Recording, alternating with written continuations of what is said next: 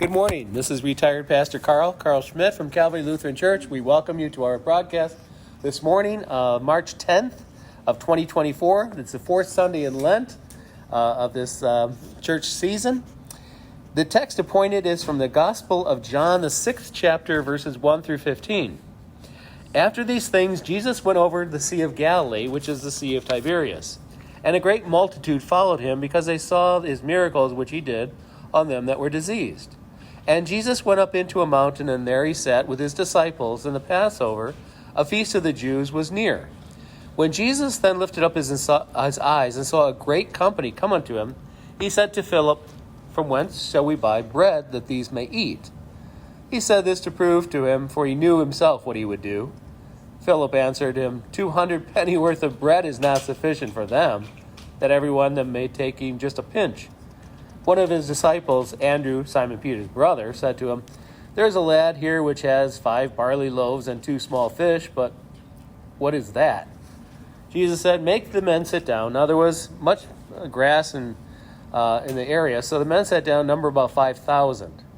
And Jesus took the loaves, and when he had given thanks, he distributed to the disciples, and to the disciples them which were sat down, and likewise of the fish, as much as they would. And when they were filled, he said to his disciples, Gather up the fragments that remain, that nothing be lost. Therefore they gathered them together, and filled 12 baskets with fragments of the 5 barley loaves, which remained over and above to them that had eaten. Here ends that portion of the gospel text.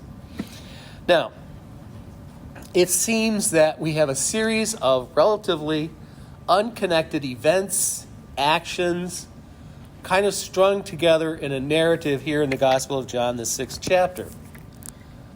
But I propose that it's not that at all. What instead it actually is a well laid out narrative of a series of events that were scripted. A series of events that were planned out long before this day had come to pass. You see, nothing that God does is incidental, accidental. And that's kind of the idea in the text today. That not only here with the disciples, with the people who followed Jesus, listening to him, or the people that were healed. Obviously, it says there were many people healed of all kinds of things. And many of them might have thought, how fortunate for us that we happen to be here and he healed us. Great. Or many of them might have thought, this is interesting. We haven't heard any rabbis speak like this anywhere, whether in Jerusalem or in our hometown. Typically, the rabbis don't speak like this, and certainly not one who is not even 30 years old. That is never. Among the rabbis, 30, according to the Mishnah, the oral law of the Jews, when a man turns 30, he's just beginning the age for authority. And really, until you're about 50, you're not really a teacher. Nicodemus, Jesus in his talk with Nicodemus, same book, earlier chapter, he calls him a teacher. And Nicodemus calls Jesus a teacher.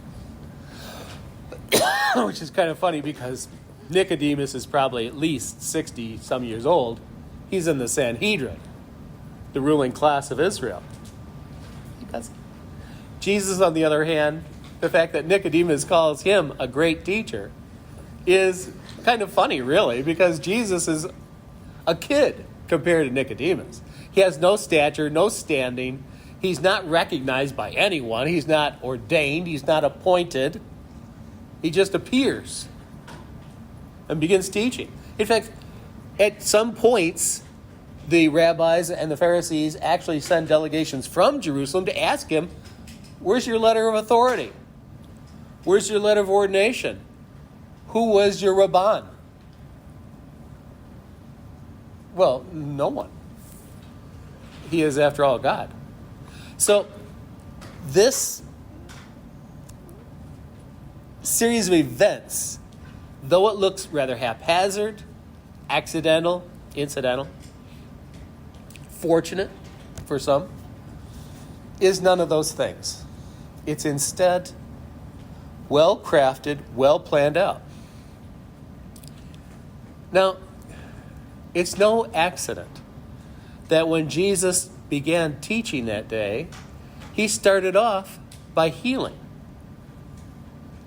And you only have to heal one person, and 900 show up, right?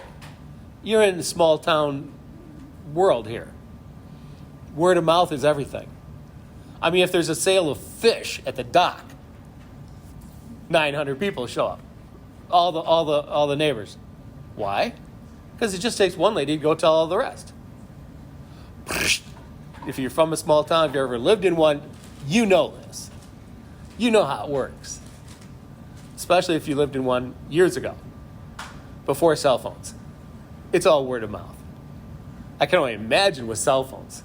Actually, I can't even.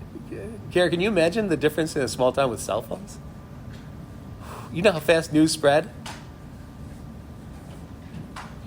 For fun, when I was in small towns, I would, when I got home from church, knowing that a little circle of women were going to call about something, I would dial one up just to see if the line was busy. And I would dial another one just to see if that line was busy. They were all busy because the network was active. So, sure, all you had to do was heal one and 900 would show up. Everybody was sick. Why did he do that? He intended to draw a massive crowd. The other thing, too, is a guy who's like 27, 28, the most. He's not really, excuse me, he's not someone people are going to go listen to. Why? What could he possibly know? He hasn't had the years of study under his belt. He might be a rabbi, but he's not a rabban. He's not a great rabbi. He has no stature. And in those days, rabbis with great stature were kind of like rock stars. There's a story of a high priest who was in the temple serving, and on the way home, some crowds were following him, and along came a scholar. Now you have to realize high priests weren't all that bright. But a scholar, they made the crib notes for the high priest. And without the crib notes, the high priest would never even venture near the Holy of Holies. Because if you mess up, you're dead. In fact, they would put a rope around their waist in case they had dragged out the body, because you couldn't go back in and get them. And so they were actually ready for a mistake. But it was the scholar. So the crowd from following the high priest switched over to the scholar, which made the high priest insanely jealous. That's an old rabbinic story. So Jesus being 27, 28, no stature, no authority, no acclamation.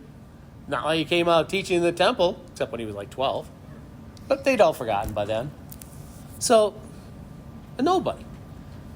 But it's what he's saying that's like, what do you say? Wait, the young rabbi's not talking about pots and pans? And you're going like, what do you mean, pots and pans? Most sermons were about pots and pans. They were about how you treat your co-wives. Because Jewish men had co-wives. I think it's hilarious today when people go, well, we have biblical marriage in America. No, you don't. No, you do not. Bert, how many wives do you have? One. Karl, how many wives do you have? One. At a time. No, just one. I used to get on, you talk about getting on your wife's nerves. I used to refer to her introduce her as my first wife. And people would go like, what do you mean? I don't know, just it's my first wife. Do you have another? No, it's just my first. Are you planning on another? No, that's just my first. Why does he say that? But you see what I'm saying? A Jewish man had 3, 4 wives. And if your brother died, you had to marry his wives too. That was a law. And if your brother didn't have kids by those wives, you had to take over. And if your brother's wife became pregnant, that had to be named after your brother. Wasn't even your child then. This was the law. That's what the sermons were about. What you had to provide a wife. Yarn. A goat. A tent. Because a wife had her own goods. And there were 5 areas that you had to provide. This is what sermons were about. If you have a crack in a pot, is it copper? Is it...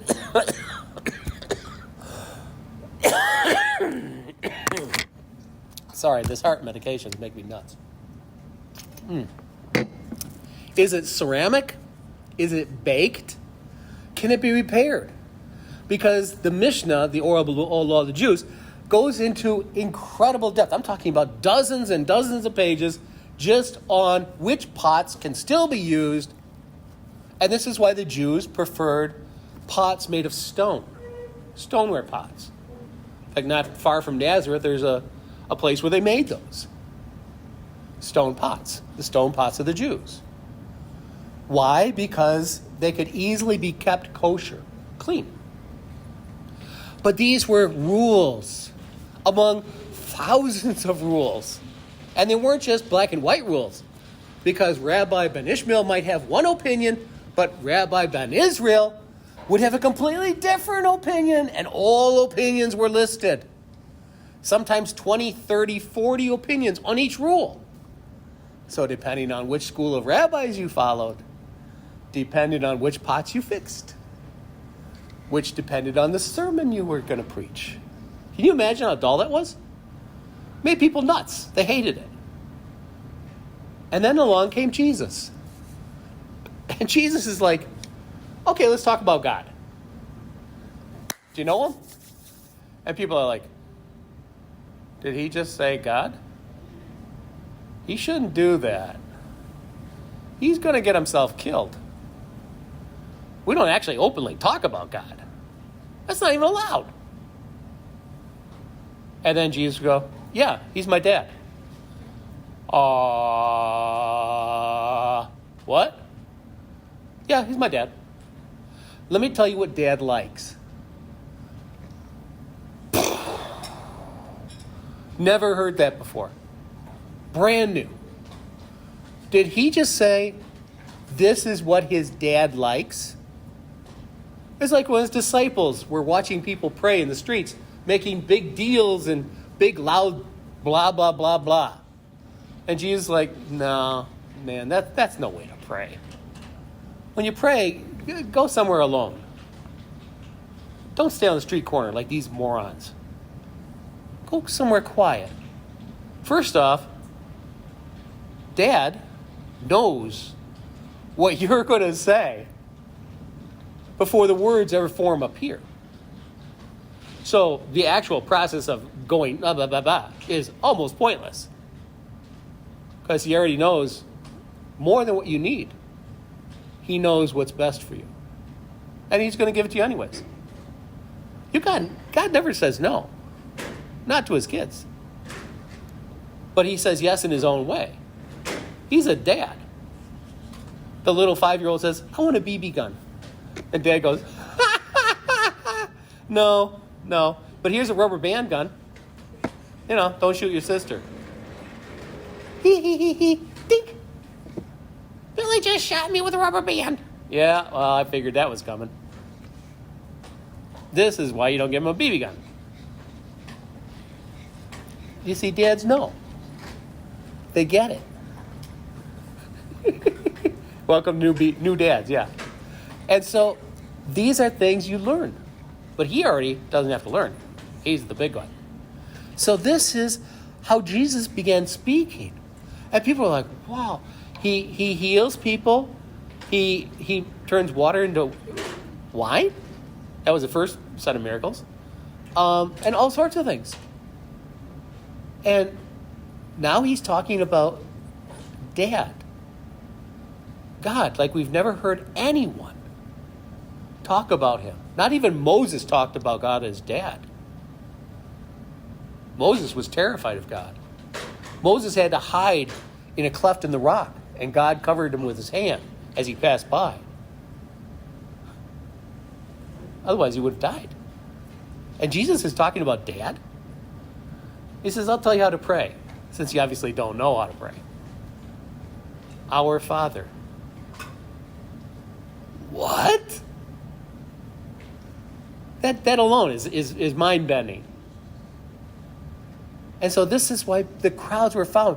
And then he leads them out into a place where there's no food.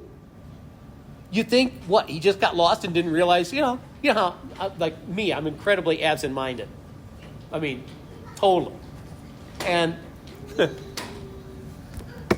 that's just, I'm always like this. It's hopeless. So anyways, he wasn't absent-minded. He was just talking and walking. And the people followed. And he led them out in the wilderness.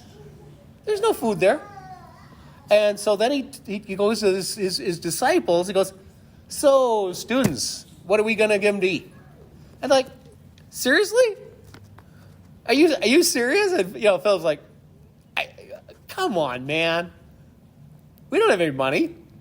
And even if we did, even if we had a big bag of money, there's no Walmart here. There's no Kmart. There's no anything. There's no bakery. Where are you going to go? You're in the wilderness. And then one of the disciples goes, well, there's a kid's lunchbox here. Yeah, that's hilarious. That's a joke. And Jesus goes, yeah, okay, bring the lunchbox. Like, okay, there's 5,000 guys and maybe 10,000 other people. So we got a kid's lunchbox. Yeah, bring him the lunchbox. He wants the lunchbox. Joke, get it? Bring the lunchbox. Except the text says he already knew what he was going to do. The whole day was set up. Of course he led him to the wilderness. Why? To show him that with a kid's lunchbox, he could feed 15,000 people. Easy peasy lemon squeezy, if you're God. Now, why am I going through all this? Why explain this? That it's not just a series of disconnected events recorded down in the Gospel of John, but rather this is a narrative that was designed before the world was ever begun, and not by Jesus. Because Jesus didn't say or do anything that his Father hadn't already written down for him. How do we know this? Jesus says so. He says at the end of this at the end of this book, Father, I've given them every word you gave me to give them, and I haven't added a single word.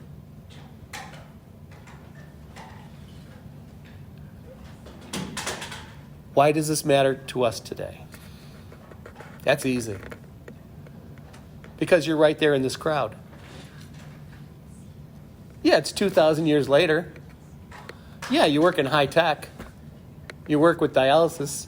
You teach little kids. Yeah. You work in marketing with groceries. Sure. But you're right here in this crowd. It's 2,000 years later, sure. But not one thing is different. You think your life is accidental? You think your life is a series of unscripted events that just furl out? You don't know what's going to happen this afternoon, but he does. Because yesterday, he already designed all the things that would happen today. All of them. In every life. Just people who believe in him? Oh, no. I mean everybody. Even cats and dogs. Fish. Even fish. Yes. Birds. I got 2 little birds in my bedroom in this cage. Tweet, tweet, tweet, tweet, tweet. They complain a lot. Birds complain. And they're filthy. They throw junk everywhere. I think just because they like to. And yet, Jesus says about these little crazy birds, not one of them falls to the ground without your Father in heaven knowing. He knows what they're doing. And their next little heartbeat, he's got it covered. Just like yours and mine. Nothing accidental. And if that is not enough, he doesn't do it for us as strangers. Because you don't take care of strangers, why would you? What do you care? They're strangers. But he made you. He made the fish. He made the little birds. He made the flowers of the field, which today, tomorrow, gone. And he says, if these flowers look fancier than Solomon in all of his glory, you don't think your Father cares for you better? Better? But even better than all of that is that you're not strangers. He's doing this for his kids and his kids' world. That's why I think it's so cool. He put us in this world to master it. First command set he gave to Adam and Eve. Master the world. He didn't tell them to pray. He didn't tell them to build an altar. He didn't tell them to do anything religious. In fact, what he told them to do was build a classification system for biology and animals. Flora and fauna. This is biology class 101. That's the command he gave them. And then report back. And he reported back. He said, not bad. Yeah, we'll go with that. It wasn't religion. It was science. That's the world he made for us. And then he sent his son Jesus into this world to care for us. To make us his children forever. Not second class. He's not a dad who has second-class kids. No. In fact, he asks his only begotten son to serve all of the other kids. Whether they give a hoot or not. Whether they hate him or not. Whether they don't even know about him or not. And he says, I just want you to do something for them. And Jesus is like, huh? I want you to... What? No. No, I'm not. No.